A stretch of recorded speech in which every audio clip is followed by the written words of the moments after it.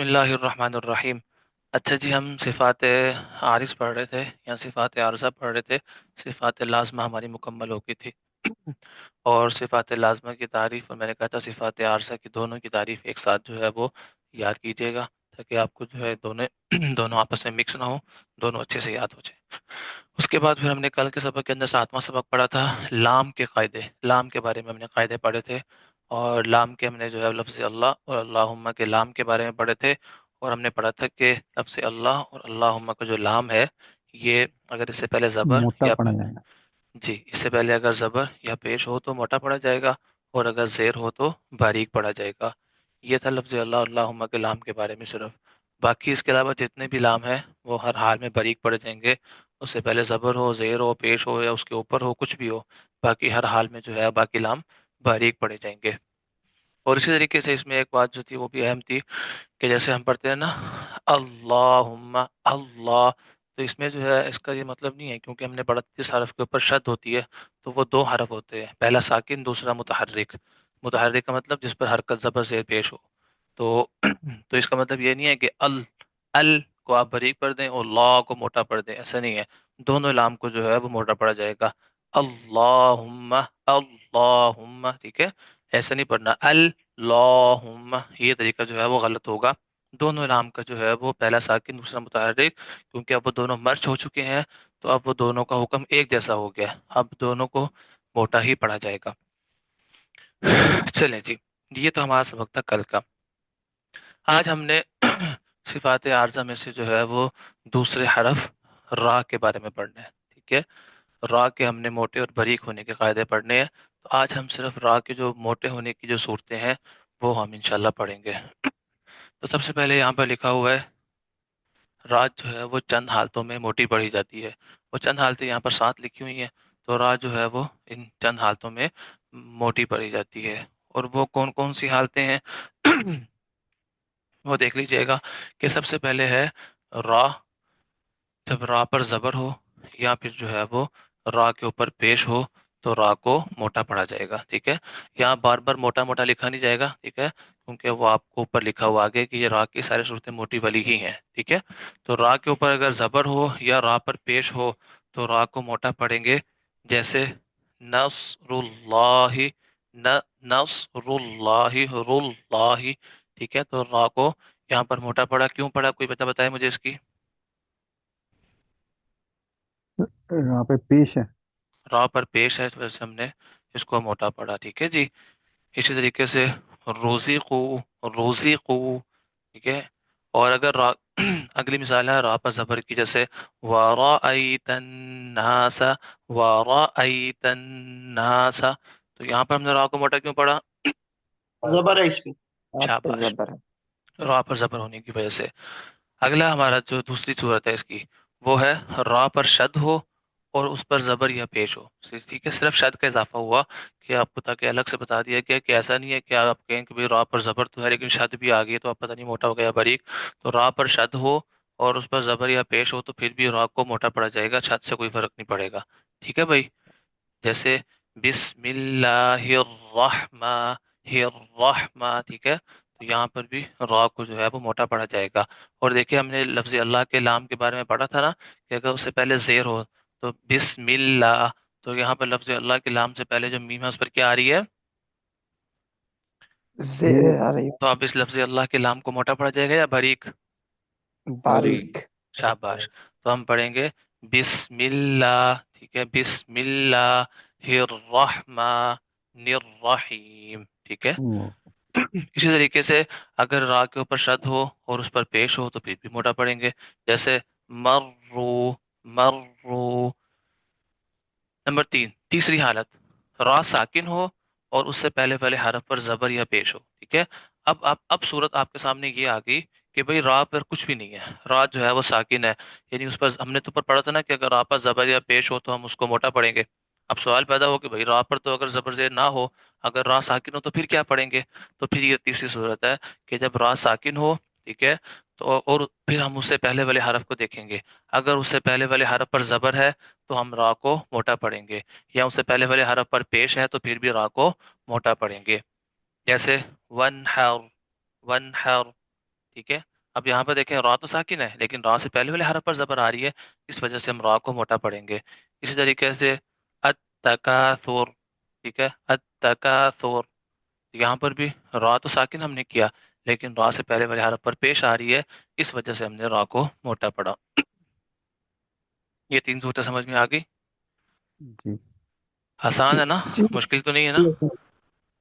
نہیں اب سوال پیدا ہوتا ہے کہ بھائی را بھی ساکن ہو اور اس سے پہلے والا حرف بھی ساکن ہو تو پھر ہم کیا کریں؟ ٹھیک ہے، اس سے بھی آسان جواب ہے، تو بھئی آپ اس سے پہلے والے حرف کو دیکھ لیں، اس پر اگر زبر یا پیش ہو تو پھر موٹا پڑھ لیں، ٹھیک ہے۔ اور یہ صورت وقف میں ہوتی ہے کہ را ساکن ہو، اس سے پہلے والا حرف بھی ساکن ہو، ٹھیک ہے، بشرط یہ کہ وہ یا ساکن نہ ہو۔ یا ساکن کو ہم بعد میں پڑھ لیں گے، اس کا کیا حکم ہے، ٹھیک ہے، یعنی مطلب یہ ہے کہ را بھی ساکن ہے، اس سے پہلے والا حرف بھی ساکن ہے، اور اس سے پہلے والے حرف پر زبر یا پیش آ رہی ہے تو پھر بھی را کو موٹا پڑھا جائے گا۔ جیسے دیکھیں لیلۃ القدری، اب یہاں پر دیکھیں اگر ہم اس پہ وقف کریں تو یہاں پر را بھی ساکن ہو جائے گا اور دال بھی ساکن ہے، تو ہم نے پھر کیا کرنا ہے؟ لیلۃ القدر ہاں، پھر ہم کیا کریں گے؟ را بھی ساکن ہے، اس سے پہلے والا حرف کو ہم نے دیکھا وہ بھی ساکن ہے، تو اب کیا کرنا پڑھیں گے پھر اس سے پہلے والے حرف کو دیکھنا ہے، یہ آپ کا جواب ہونا جی چاہیے۔ ہاں پھر جی کیا کریں گے ہم؟ اس سے پہلے والا پہلے والے حرف کو دیکھنا پڑے گا۔ شاباش، اس سے بھی پہلے والے حرف کو دیکھیں گے، تو یہاں پر ہم نے را کو دیکھا، را ساکن، دال کو دیکھا، دال ساکن، پھر ہم کیا کریں گے؟ اب کس کو دیکھیں گے؟ قاف قاف قاف کو دیکھیں گے کہ اس پر زبر ہے یا پیش ہے، تو اس پر زبر ہے تو اب را کو کیا کریں گے ہم؟ موٹا موٹا کریں گے۔ موٹا پڑھیں گے، ٹھیک ہے، تو ہم پڑھیں گے لیلۃ القدر، لیلۃ القدر، ٹھیک ہے۔ اسی طریقے سے یہاں پر بھی دیکھیں من الف شہر، من الف شہر، ٹھیک ہے۔ اسی طریقے سے لفی خسر، لفی خسر، ٹھیک ہے۔ تو یہاں پر دیکھیں را بھی ساکن، سین بھی ساکن، اور اس سے پہلے خا کے اوپر پیش آ رہی ہے، تو اس وجہ سے ہم نے را کو بھی موٹا پڑھا۔ یہ چار صورتیں ہماری ہوگی۔ آگے ہے پانچویں صورت، اگر را پر زبر یا پیش ہو، ٹھیک ہے، را کے اوپر زبر ہو یا پیش ہو، اور تو وقف کرتے وقت اس زبر یا پیش کا اعتبار نہیں ہوگا، ٹھیک ہے، جیسے ہم نے یہاں پر وقف کیا نا، یہاں پر لیلۃ القدر، ٹھیک ہے، اب یہاں پر ہم نے را پر وقف کیا، تو اب سب وہ بتا رہے ہیں کہ بھئی جو را کے اندر زیر لگی ہے نا، اس سے آپ نے دھوکہ نہیں کھانا، ٹھیک ہے، کیونکہ ہم اس زیر کو پڑھ نہیں رہے ہیں، اس وجہ سے ہم نے اس زیر کا اعتبار نہیں کیا۔ اب یہاں پر ہم نے وقف کیا، را کو ساکن کی ہے، اس وجہ سے ہم اس کی جو زیر ہے اس کا ہم نے اعتبار نہیں کیا۔ وہ یہ بتا رہے ہیں کہ اگر را پر زبر ہو یا پیش ہو یا زیر ہو، لیکن جب آپ وقف کرتے ہیں تو اس زبر یا پیش کا اعتبار نہیں ہوگا، جو حرکت اس سے پہلے والے حرف پر ہوگی اسی کا اعتبار کریں گے۔ جیسے اعطیناک الکوثر، ٹھیک ہے، اعطیناک الکوثر، اب یہاں پر دیکھیں را کو ہم نے ساکن کر دیا، تو اب ہم نے را پر جو زبر لگی ہے اس کا اعتبار نہیں کیا کہ را پر زبر ہے اس وجہ سے موٹا کیا، نہیں، را سے پہلے والے حرف پر زبر ہے اس وجہ سے ہم نے را کو موٹا کیا۔ اس طریقے سے هو الابتر، ٹھیک ہے، هو الابتر، تو یہاں پر بھی ہم نے را کو موٹا کیوں کیا بھائی؟ تال پہ زبر ہے۔ شاباش، کیونکہ تا پر زبر ہے۔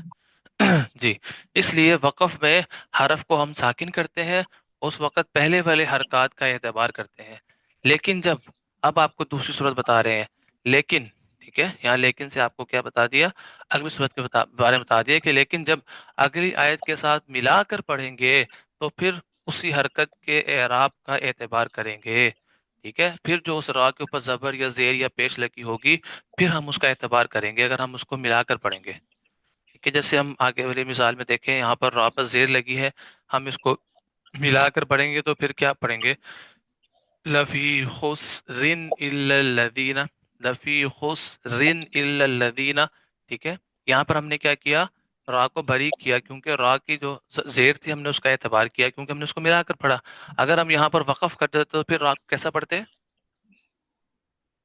موٹا پڑیں گے۔ شاباش، پھر ہم نے موٹا پڑھنا تھا، لیکن چونکہ اب ہم نے ملا کر پڑھا تو اب اس را کی جو اپنا جو را کا اعراب تھا اس کے مطابق ہم نے را کو موٹا یا باریک پڑھا۔ آگے ہے نمبر 6، را ساکن ہو اس سے پہلے زیر ہو، ٹھیک ہے، را ساکن ہو اور اس سے پہلے کیا ہو بھائی؟ زیر ہو زیرو زیر ہو، لیکن آگے بھی بتا رہے ہیں وہاں پر غور کرنا ہے کہ اس کے بعد اسی کلمے کے اندر موٹے حروف میں سے کوئی حرف آ جائے، اس کے بعد کیا ہو؟ موٹے حروف میں سے کوئی حرف موٹے آ حروف میں سے جو ہے وہ اس کے متصل، یعنی کہ اسی کلمے کے اندر، اسی لفظ کے اندر موٹے حروف میں سے بھی کوئی حرف آ جائے جو بالکل را سے بعد میں جو ہے جو حرف ہے اس پر، اور اس پر زبر بھی ہو، تو پھر ہم را کو موٹا پڑھیں گے. ٹھیک ہے بھائی. پھر ہم جو را سے پہلے زیر آ رہی ہے اس کا اعتبار نہیں کریں گے.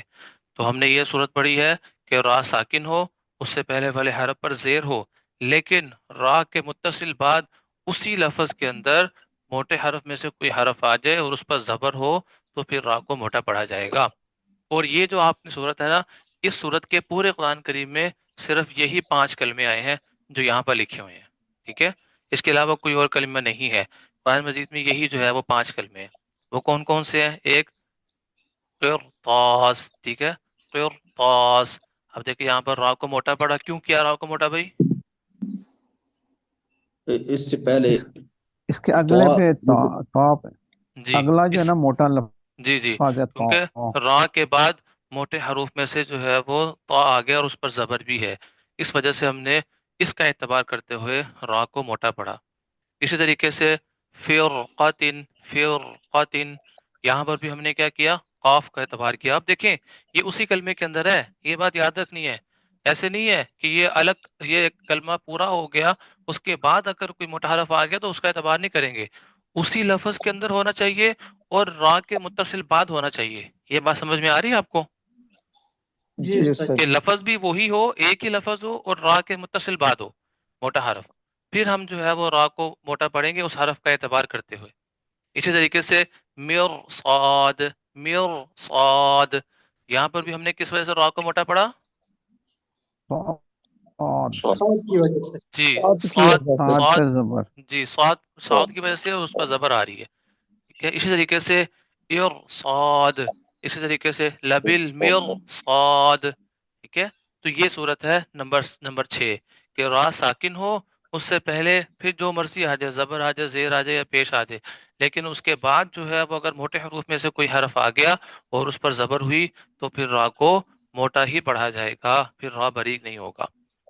نمبر 7 را ساکن ہو اور اس سے پہلے کسرہ دوسرے کلمے میں ہو. ٹھیک ہے. را ساکن ہے اور اس سے پہلے جو زیر آ رہی ہے وہ اس کلمے میں نہیں ہے، اس سے پہلے کلمے میں ہے، پھر بھی را کو ہم کیا پڑھیں گے؟ موٹا پڑھیں گے. موٹا. ٹھیک ہے. رب ارجعون. رب ارجعون. ٹھیک ہے جی. تو یہ را کی ہم نے صورتیں پڑھی ہیں. یہ ہم نے را کی 7 صورتیں پڑھی ہیں جس صورت کے اندر ہم کیا کریں گے؟ را کو موٹا پڑیں گے. موٹا پڑا جائے گا. ٹھیک ہے جی. تو یہ 7 صورتیں جو ہے وہ آپ نے جو ہے وہ یاد کر کے آنی ہے را کی موٹی ہونے کی. پھر ہم کل جو ہے وہ را کے باریک ہونے کی صورتیں پڑھیں گے. پھر ہم جو ہے وہ لام کے قواعد کی اور را کی جو ہم نے حالتیں پڑھی ہیں اس کی پھر ہم انشاءاللہ قرآن مجید سے جو ہے وہ مشق کریں گے. ٹھیک ہو گیا بھائی؟ انشاءاللہ. جی چلے جی جزاک اللہ.